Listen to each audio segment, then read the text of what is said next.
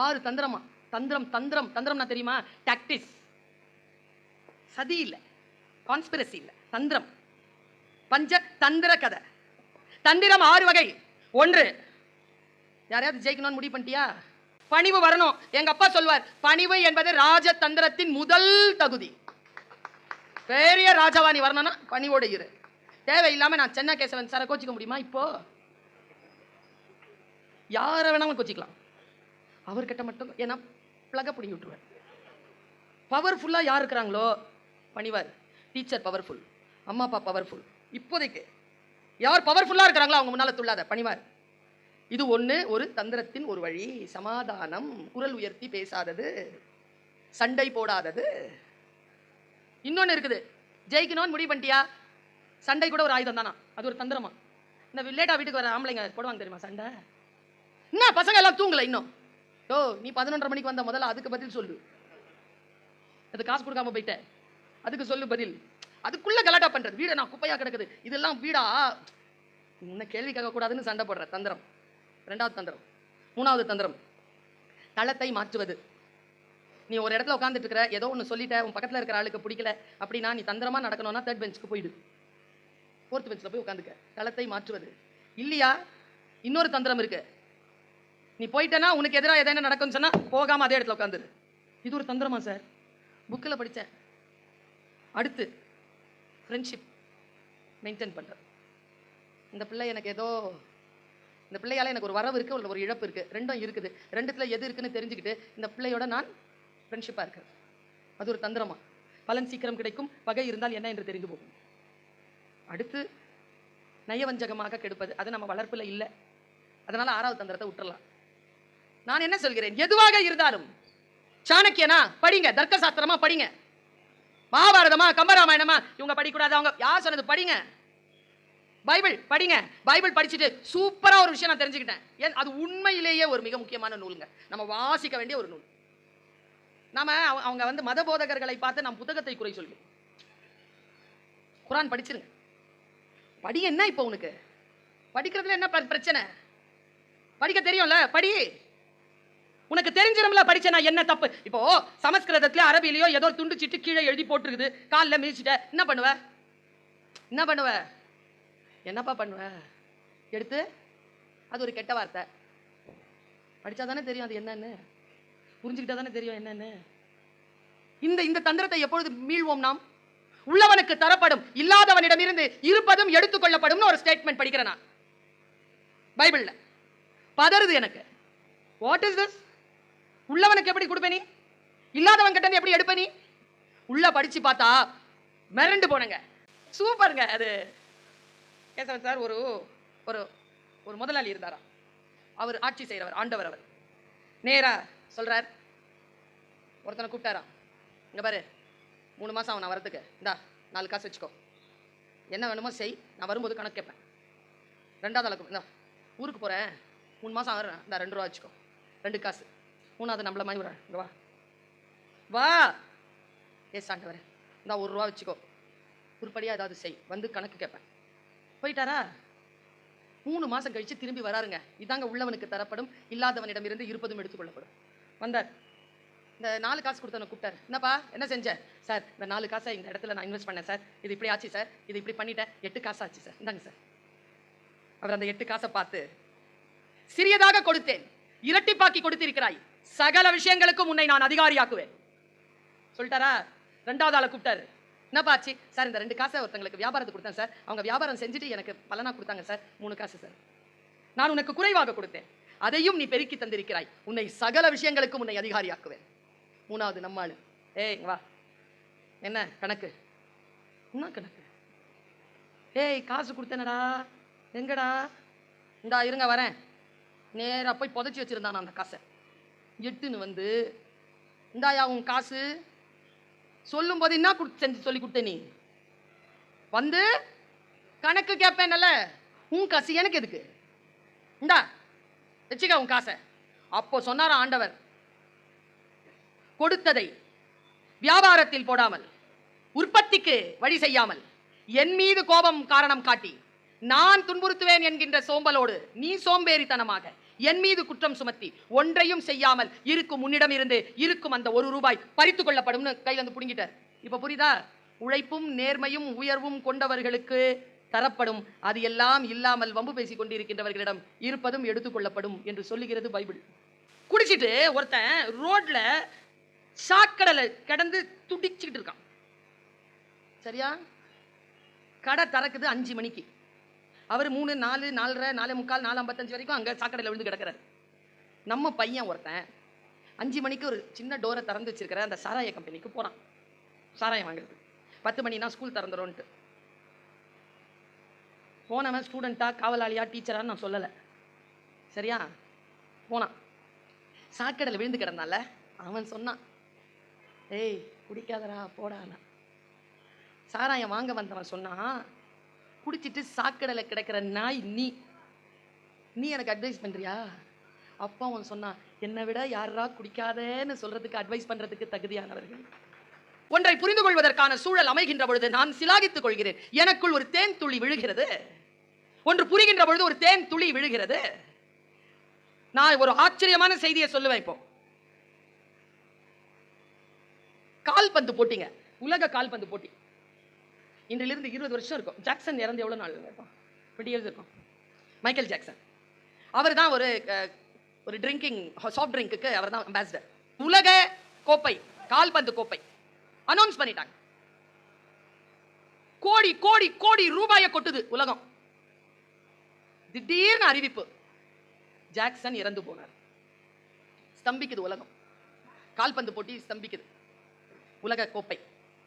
உலக கோப்பை முடிவு பண்ணி என்ன பண்றாங்க, அந்த கான்ட்ராக்டை இன்னொரு கம்பெனி கொடுக்குறாங்க. அதுவும் அதனுடைய காம்படிஷன் கம்பெனி. நான் பேர் சொல்ல விரும்பல. 2 கம்பெனி, ரெண்டுமே உடல் நலத்துக்கு கேடு. ஆனா கோடி கோடி ரூபாய் உள்ள விளையாடிட்டு இருக்கு. ஒரு கம்பெனி போயிடுச்சு, இன்னொரு கம்பெனி வந்தது. சிஇஓ கிட்ட ஒருத்தர் பேட்டி கேட்கிறார், நல்ல கவனம் குழந்தைகளை, ஒரு இறகு வரப்போகிறது உங்களுக்கு. இட்ஸ் குட்ல, இட்ஸ் வெரி குட். அவன் கேட்கறவன் சொல்றான், it's very good for you, ரொம்ப நல்லது நடந்திருக்கு உங்க லைஃப்ல. அவள என்ன அப்படின்னு பார்த்தா, உங்க காம்படிஷன் சொல்லிட்டு அந்த பேரை சொல்லி அவர்கள் விலகிவிட்டார்கள். நீங்க தான் இப்போ கிங். அந்த சிஓ சொன்ன பதிலை எழுதி வச்சுக்கோங்க குழந்தைகள். நீங்க எந்த மாதிரி எழுதி வைக்கிறீங்கன்னு தெரியாது. அது என் துறைக்கு நான் எழுதி வைத்துக் கொண்டேன். அவரவர்கள் துறைக்கு எழுதி வைத்துக் கொள்ளுங்கள். எந்த துறையை சார்ந்தவர்களாக இருந்தாலும் எழுதி வைத்துக் கொள்ளுங்கள். அவர் சொன்னார், யார் சொன்னது அந்த கம்பெனி எங்க கம்பெனிக்கு காம்படிஷன்? பின்ன உங்களுக்கு எது காம்படிஷன்? உங்களுக்கு காம்படிஷனே கிடையாதா? இருக்கே. எங்களுக்கு காம்படிஷன் இல்லாம இருக்குமா? இருக்கே. ஏம்பா உலகத்திலேயே அந்த 2 சாஃப்ட் ட்ரிங்க் தான். அதுக்கு அப்புறமா வேற எதுவுமே அவ்வளவு தூரம் வரவே இல்லை. அந்த ஐயா அடிச்சு சொல்லுது, இது எங்க காம்படிஷன் அது இல்லைன்னு. அப்போ உன் காம்படிஷன் எது? உனக்கு காம்படிஷன்ல இருக்கு. உன் காம்படிஷன் எது? அவ சொன்னா என் நிலம் நகர்ந்து போனது. அழறதா சிரிக்கிறதான்னு தெரியல எனக்கு. 6 வயசு குழந்தை இன்னைக்கு சேலத்துல சொல்லுது, நான் உங்க ஃபேன், உங்க பேச்சை கேட்பேன். அழறதா சிரிக்கிறதான்னு தெரியல எனக்கு. ஏன்னா அது எதுல பாக்குது? என்ன அதுல என்ன மட்டுமா பார்க்கும்? அந்த கவலை எனக்கு. என்ன பாக்குதேன்னு சந்தோஷம் அடைகிறவ இல்லையே. நான் டீச்சர் ஆச்சே, அம்மாவாச்சே, கவலை தானே போடுவேன். 6 வயசுல இருக்கிறவங்களுக்கு எதுக்கு நான் தெரியணும்? உங்க அம்மா அப்பா காட்டுவாங்களா? இல்ல, நானே பார்ப்பேன். கவனம் பெற்றோர்களே, கவனம். அந்த அம்மா சொன்ன பதில், என் காம்படிஷன் ட்ரிங்கிங் வாட்டர். என்ன வன்முறையான ஒரு சொல். when you are thirst, இதான் உங்க காப்பிரைட். இப்ப காப்பிரைட்னா என்னன்னு புரியுதா இல்லையா உங்களுக்கு? தொட்டு தொடரும் ஒரு பட்டு பாரம்பரியம். என்னது? மின்னலடிக்கும் வெண்மை. என்னது தெரியுதா இல்லையா? ப்ராடக்ட். ஒரு வார்த்தை சொன்னா ஒரு ப்ராடக்ட் தெரியும்ல. அந்த ப்ராடக்ட்கான காப்பிரைட் என்னன்னா, வார்த்தை என்னன்னா, when you are thirst, don't think water, think me. தண்ணி எடுத்து குடிக்காத, என்ன குடி. காம்படிஷன் அவன் எங்க அடிக்கிறான்? உயிர் மூலமான தண்ணீரை அவன் தன்னுடைய காம்படிஷனா நிறுத்தி இருக்கிறாங்க. வியாபாரத்திற்கு அளவு இல்லையா? அறம் இல்லையா? அங்க கொண்டு போய் நிறுத்துறாங்க. நீங்க எல்லாருமே தண்ணீரை எப்படி பயன்படுத்தி இருக்கிறீங்க? இந்த ஜெனரேஷன் எப்படி? நான் வாசிப்பை எப்படி பார்க்கிறேன்? இந்த விராட் கோலி சார்னு ஒருத்தர் இருக்கிறாரு. இப்ப ஒழுங்கா ஆடுறாரான்னு தெரியல. ஆடிக்கிட்டு இருக்கிற யார் பாரு? கிரிக்கெட் வீரர் தானே? சரியா சொல்றேனா? அவர் குடிக்கிற தண்ணி இருக்குல்ல, அந்த தண்ணியினுடைய 1 லிட்டர் விலை, டெய்லி தண்ணி குடிக்கிறோம்ல எல்லாரும், அந்த விராட் கோலி குடிக்கிற தண்ணீரின் விலை இது நான் பத்திரிகையில் வாசித்தது, தினசரி பத்திரிகையில் வாசித்தேன். விராட் கோலி குடிக்கின்ற ஸ்ப்ரிங் வாட்டரா, அதுக்கு ஒரு ஒரு பேர் சொல்லியிருக்கு. அந்த பேரை நான் மரியாதை கருதி சொல்லலை. அந்த ஸ்ப்ரிங் வாட்டர் சார் யோசிக்கிறார், வேற எங்கேயாவது கிடைக்குமா? இந்த ஊரில் எங்கே கிடைக்கும்? விராட் கோலி குடிக்கின்ற 1 லிட்டர் தண்ணீரின் விலை ரூபாய் 4000. அது 600 என்றும் சொல்லப்படுகிறது. நீ 600 இரு, 4000 இரு, தண்ணிங்க 4000 ரூபாவா? அதை விட பயப்படாத, சொல்றேன். கலெக்ட்ஸ் கெட் அப்படிங்கிற ஒரு தண்ணி பாட்டில் ஸ்வால் பார்ட்டி அப்படிங்கிற இடத்துல சுற்றி உள்ள பள்ளத்தாக்கில் இருக்கும் இருந்து உருகும் பனிப்பாறையில் இருந்து பெறப்படுகிறது. 1 லிட்டரினுடைய விலை 5,25,000. தண்ணீருங்க, தண்ணீர். தண்ணீருடைய விலை இவ்வளவா? 11 லட்சம் ரூபாய்க்கு தண்ணீர் பாட்டில் இருக்குங்க. நான் சொல்றது குடி தண்ணீர். குடி தண்ணீர் பாட்டிலுங்க, ஒரு பாட்டில் தண்ணி. அப்படி என்றால் நீரின் மீது நாம் எப்படி கவனம் செலுத்த வேண்டும்? குர்ஆன்ல ஒரு வார்த்தை இருக்கு. 2 விஷயத்துக்கு தாங்க கேள்வி இருக்கான். காசுக்கு, தண்ணிக்கு கேள்வி இருக்கு இஸ்லாமியர்களுக்கு. செத்துட்டா புதைச்சிட்டு போயிடுவீங்கல்ல, உள்ளுக்குள்ள கேள்வி ஆரம்பிக்கும் எங்களுக்கெல்லாம். நல்ல வேலை நீங்கள்லாம் வேற வேற இடத்துல இருக்கிறீங்கிறதுனால உங்களுக்கு தெரியாது உள்ள கேள்விகள்லாம் இருக்கா இல்லையான்னு. அது ரொம்ப நல்லதுங்கிற எங்களுக்கு தெரியும் உள்ள கேள்வி இருக்குன்னு. அந்த உள்ள கேள்வி கேட்கறதுல 2 கேள்வியாம். தண்ணீரை எப்படி செலவழித்தாய்? தண்ணீருக்கு பூச்சை அப்படிம்பாங்க எங்க அம்மா. பானிக்கு பூச்சை. கேள்வி கேட்பான் இறைவன். தண்ணீரை பயந்து பயன்படுத்து. 1. 2 காசு. எவ்வளவு வேணாலும் சம்பாதிக்கலாமா? இவ்வளவுதான் சம்பாதிக்கணும்னு இல்லை. 2 கேள்வி, எப்படி சம்பாதிச்சா எப்படி செலவு பண்ண? அதுக்கு மட்டும் நீட்டா பதில் வச்சிட்டு. கேள்விகள் நான் வருகின்ற பொழுது, நான் ஒன்றை வாசிக்கின்ற பொழுது தண்ணீரை நான் கவனமாக, ஒவ்வொரு கவளமாக நான் மிக மிக கவனமாக பயன்படுத்துகிறேன். வாசிப்பு என்பது என்ன? வாழ்க்கையை மிகச் சிறப்பாக கொண்டு போகுது. ஓஷோவுடைய ஒரு வார்த்தை, நான் ஒரு கிளிப்பிங்ல ஒரு வார்த்தை கேட்டேன், மிரண்டு போனேங்க. நான் அதை நான் சொல்லாம கடந்துட்டேன், அதை சொல்லிட்டு போறேன். நீங்கள் இறந்து போனதற்கு பிறகு உங்கள் சீடர்களின் நிலை என்ன? எல்லாருக்கும் கவலை இல்ல அது? எல்லாருக்கும் கவலை. நாம செத்துட்டா நம்ம பிள்ளைங்களை யார் பார்த்துக்குவா? ஏன் நம்ம அப்பா கூட தான் செத்துட்டாரு, நம்ம நம்மளை பார்த்துக்கல, அப்படிதான் நம்ம பிள்ளை அதை பார்த்துக்கோ. மனசு ஒப்பாதே. ஓஷோ சொன்னார், I don't care, I don't care. அப்படியே சொல்றாரு, I don't care. If I am not in the world, why should I care? For you, I gone. For me, you all gone. That is deathங்கிறாருங்க. வீட்டில் போய் யோசிச்சு பாரு. உங்களுக்கு தான் நான் சென்று விட்டேன், எனக்கு நீங்கள் எல்லோரும் சென்று விட்டீர்கள். அதற்கு பேர் தான் மரணம் என்கிறார் ஓஷோ. இதை விட எனக்கு புரியல, எனக்கு புரிஞ்சிருச்சு, உங்களுக்கு புரிஞ்சுதுன்னு தெரியல. ஏனென்றால் அவரே சொல்கிறார், சொல்தான் எனது, பொருள் உனது. நீ புரிஞ்சுக்கிற பொருளுக்கும் நான் சொல்ற சொல்லுக்கும் தொடர்பில்லை. சொற்களை அதன் ஆழத்தில் தொடர்பு கொண்டு புரிந்து கொள்வது நம்மில் எத்தனை பேர் செய்கிறோம்? நேற்று ஏதோ அரசியல் சூழ்நிலை மாறிக்கிட்டே இருக்கு தமிழ்நாட்டில். தொடர்ந்து எனக்கு சில ரீல்ஸ் வந்துகிட்டே இருந்தது. அதுல யாரோ ஒரு பெரிய நடிகர் ஒருத்தர் பேசின ஒரு ரீல். பருந்து இருக்குல்லங்கம்மா, பருந்து தெரியுமா? மேகத்துக்கு மேல பறக்கும்ல, அதை யாருமே சீண்ட மாட்டாங்களாம் சார், காக்கா மட்டும்தான் சீண்டுமா. ஆனா பருந்து தன்னை சீன்ற காக்காவை கண்டுக்கவே கண்டுக்காதான். நம்ம ஒரு விஷயத்த மனசுல கொள்வோமா? யார்கிட்ட சண்டை போடுறங்கிறதுல கவனமா இரு. காக்காங்களோட சண்டை போடாத, ஏன்னா நீ பருந்து. நீ பறக்குதா, காக்கா சண்டை போடுமா, அது மேல பறக்குமா, மறுபடியும் சண்டை போடுமா, அதுக்கு மேல பறக்குமா, வந்து கொத்துமா, அதுக்கு மேல பறந்து பறந்து பறந்து எங்க போகும்னா காக்காவால பறக்கவே முடியாத அளவுக்கு போயிடும்.